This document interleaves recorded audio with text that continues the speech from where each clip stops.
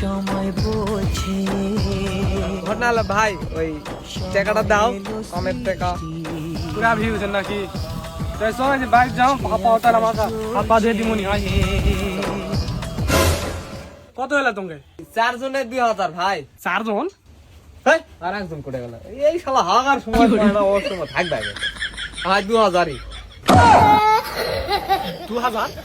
তুমি বক যাই 2000 দাও তো মুরগি থাকবে রে অত কিছু বুঝি না হাঙ্গা কামের টাকা ভাই হাঙ্গ টাকা দিয়ে দাও 2000 এবার টাকা তোমাকে দিমু মিশানা দেরি করা এই যে মোর হিসাবটা না মিলে না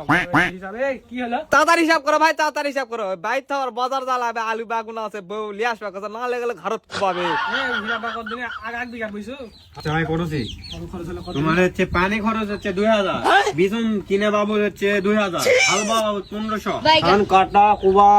বাবদ 6500 এলা কি ভবিষ্যতে পড়বে না ভবিষ্যতে পড়বে ভবিষ্যতে আচ্ছা আরো আছে 1550 এলা বিষয়টা হচ্ছে কত সর্বমোট সেটা কত সর্বমোট 15500 টাকা তোমার খরচ পড়বে এর কি 2000 ধরিছো এরকে 2000 বাদে 15500 ওই 2000 দেব 17000 আছে 2000 বাদ দে 17500 দেখিছো তোমাকে যদি 2000 কত খরচ আছে